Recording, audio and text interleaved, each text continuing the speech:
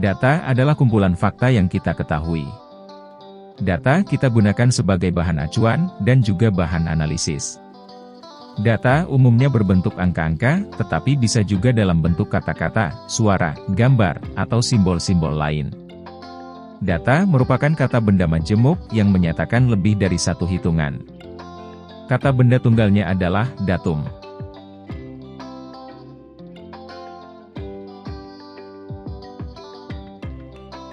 Berikut adalah data nilai ulangan bahasa daerah siswa kelas 5. Untuk memudahkan pekerjaan, kita perlu mengurutkan data tersebut. Kita urutkan data dari nilai terkecil sampai nilai terbesar. Cara mengurutkan data yang cepat dan mudah akan saya jelaskan pada bagian akhir video ini. Data yang telah kita urutkan bisa dilihat pada tabel berikut. Dengan mengacu pada tabel ini, kita bisa menjawab beberapa pertanyaan dalam soal nomor 1. Nilai ulangan bahasa daerah terendah adalah 60 dan nilai ulangan tertinggi adalah 90. Jumlah siswa dengan nilai ulangan bahasa daerah di bawah 70 adalah 2 orang. Jumlah siswa dengan nilai ulangan bahasa daerah di atas 80 adalah 13 orang.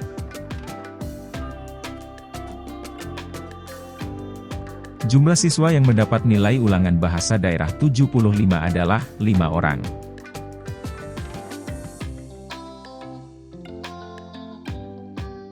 Berikut adalah data berat badan siswa kelas 4 dalam satuan kilogram. Untuk memudahkan pekerjaan, kita perlu mengurutkan data tersebut. Sama seperti pada soal nomor 1, kita urutkan data dari nilai terkecil sampai nilai terbesar.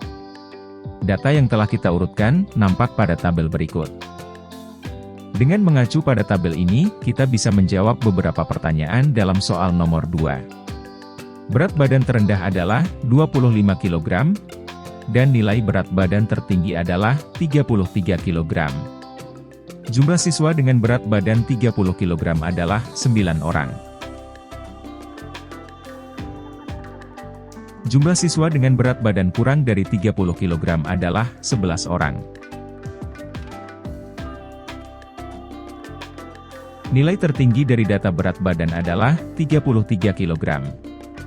Dengan demikian, jumlah siswa yang memiliki berat badan 33 kg adalah 2 orang.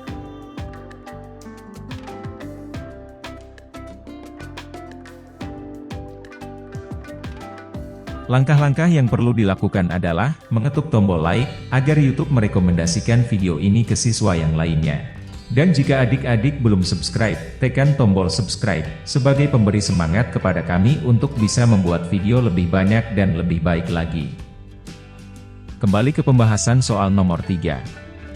Langkah-langkah yang perlu dilakukan sebelum menanya langsung dalam pengumpulan data adalah mempersiapkan daftar pertanyaan yang diperlukan dan juga menyiapkan lembar isian tentang hal-hal yang akan kita tanyakan.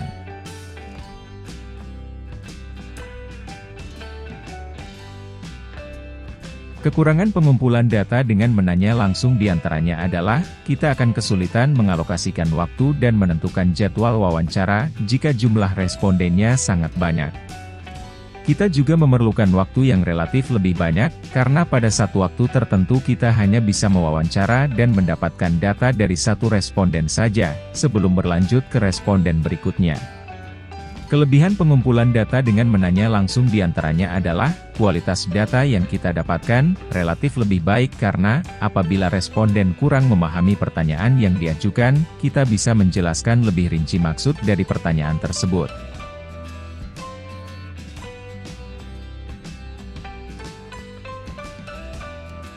Langkah-langkah yang perlu dilakukan sebelum melakukan pengumpulan data dengan isian singkat adalah, mempersiapkan daftar pertanyaan yang berkaitan dengan data yang diperlukan.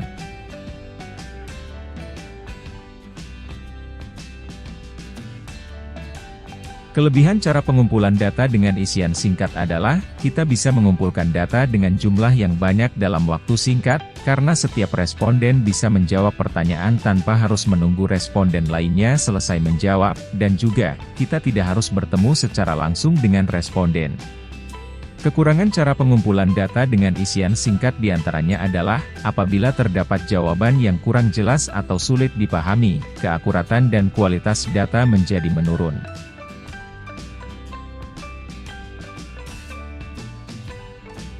Langkah-langkah yang perlu adik-adik lakukan adalah, share video ini agar channel Pustaka Hakami bisa berkembang dan membantu lebih banyak siswa didik untuk memahami matematika. Kembali ke soal.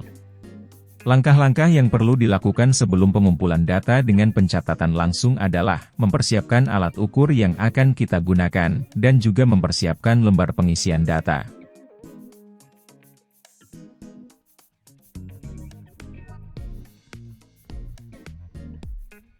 Kelebihan cara pengumpulan data dengan pencatatan langsung adalah, data yang kita peroleh bisa lebih akurat, apabila kita menggunakan alat ukur secara teliti. Kekurangan cara pengumpulan data dengan pencatatan langsung adalah, kita membutuhkan waktu yang relatif lebih lama, apabila kita menginginkan hasil pengukuran yang akurat. Selain memerlukan ketelitian dalam pengukuran, alat ukur yang kita gunakan juga perlu ditera, atau dikalibrasi secara berkala, sehingga memerlukan waktu yang lebih banyak dalam tahap persiapan.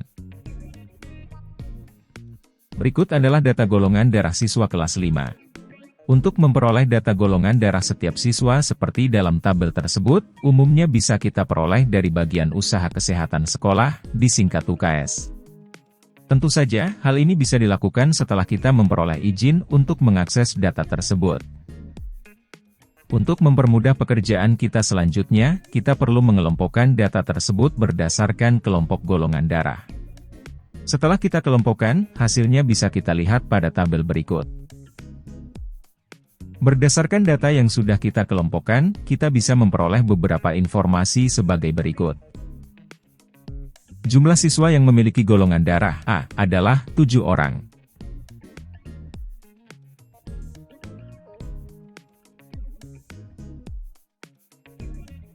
Jumlah siswa yang memiliki golongan darah B adalah 7 orang.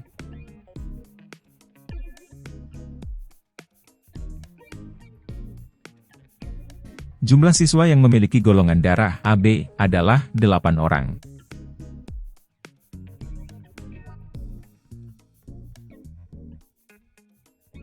Jumlah siswa yang memiliki golongan darah O adalah 8 orang.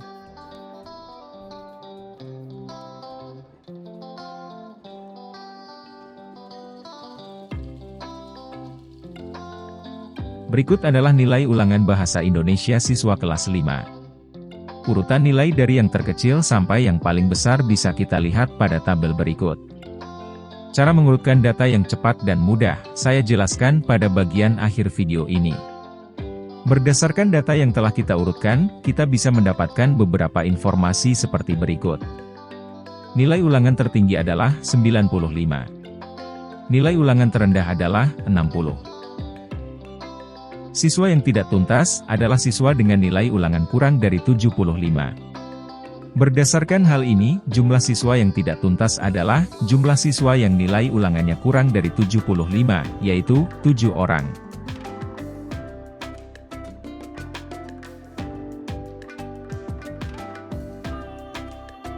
Kita bisa mengurutkan data secara cepat dan mudah dengan menggunakan aplikasi web Google Spreadsheet. Untuk itu, kita memerlukan program web browser. Kemudian membuka alamat web berikut. Selanjutnya, kita klik tombol ini untuk membuat lembaran baru. Masukkan data yang akan kita urutkan ke dalam satu kolom. Dalam contoh ini, kita gunakan kolom A.